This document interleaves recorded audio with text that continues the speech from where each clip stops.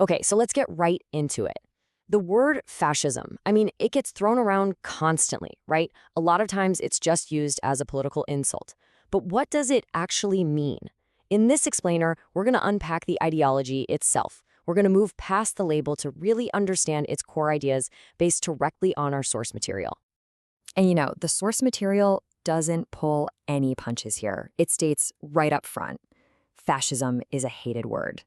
And for very, very good reason. You just have to think about the horrific actions of leaders like Mussolini and Hitler. It's a term that is absolutely loaded with history, which is exactly why getting a handle on its actual definition is so important. So that brings us to our first section, a hated word. The goal here is pretty simple.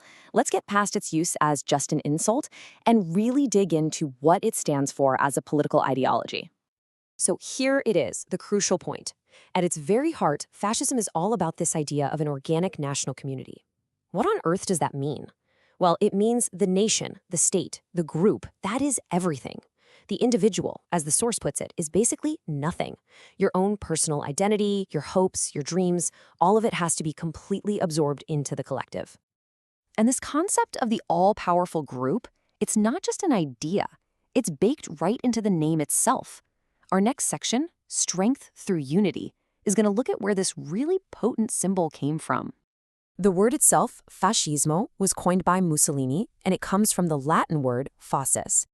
Now, the fasces was an ancient Roman symbol. Picture this, a bundle of wooden rods all tied together around an axe. The imagery here is powerful, right? A single rod is weak, you can snap it easily, but a whole bundle, that's strong. The message is clear, strength only comes from unity and from submitting to the whole. And that symbol of total, enforced unity, well, it leads us directly to how a fascist government is actually structured. So that brings us to the all-embracing state, where we'll see what this ideology really looks like when you put it into practice. This quote from Mussolini really just says it all, doesn't it? It perfectly illustrates the core principle. There's no part of your life, not your job, not your family, not your art, not your faith, that exists outside of the state's control. The state is total. And there is absolutely no room for disagreement or individuality. So how does this all-embracing state actually work? Well, the source lays out these core features. First, all the power gets centralized in one single leader, who's often portrayed in propaganda as this sort of Superman figure. Second, the very idea of equality is thrown out the window. The masses have duties to the state, not individual rights.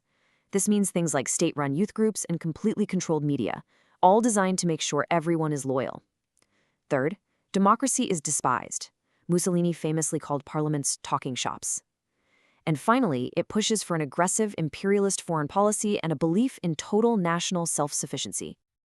And this glorification of strength, it extends to the nation's entire purpose. This quote from the source is just chillingly direct.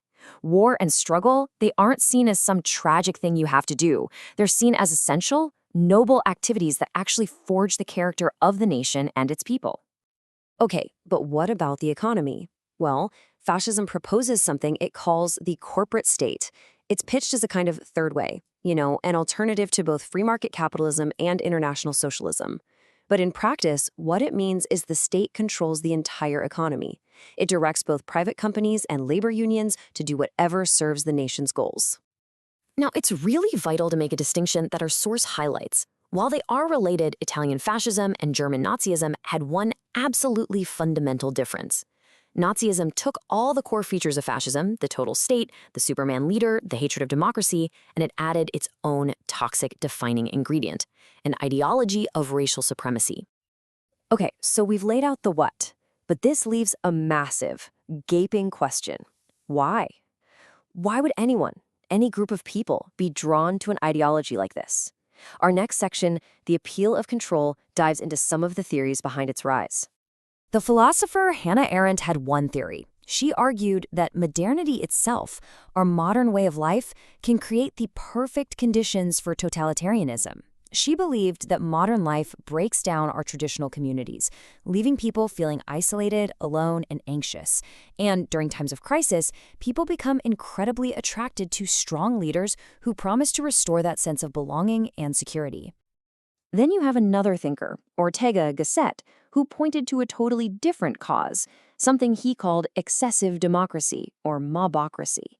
His theory is that when a population gets really frustrated, when they feel like their institutions are failing them, they might be willing to just hand over power to a demagogue who promises to take decisive action, just bypass all the democratic rules. And then there's this really fascinating psychological angle from a guy named Eric Fromm. He actually proposed that human beings have a fear of freedom, that all the choices and the personal responsibility that come with true freedom can create this profound anxiety. And in this view, people might willingly surrender their freedom to an authoritarian leader just to escape that burden and feel safe and secure again. And all this brings us to our final and maybe our most important section, Echoes of the Past. Here, we're going to look at the relevance of these ideas in our world today, all according to our source material. So the crucial takeaway here is that while historical fascism was defeated on the battlefield, the conditions that allow it to grow, well, they can always reappear. The source urges us to be watchful for these specific warning signs: a major economic crisis, deep social and political instability, and of course, leaders who exploit popular anger, especially among young people who feel frustrated and marginalized. Now, connecting this to our world today, the source material explicitly suggests that certain contemporary trends could be seen as showing tendencies towards fascism. It points to things like anti-immigration movements and the rise of certain far-right political parties as examples of where these ideas might be finding fertile ground again. And so this explainer leaves us with a final, really provocative question that the source is implicitly asking all of us to consider. In an uncertain world, a world that can feel full of anxiety and instability, where exactly is the line between our natural human desire to feel safe and secure and the very dangerous act of surrendering our freedom?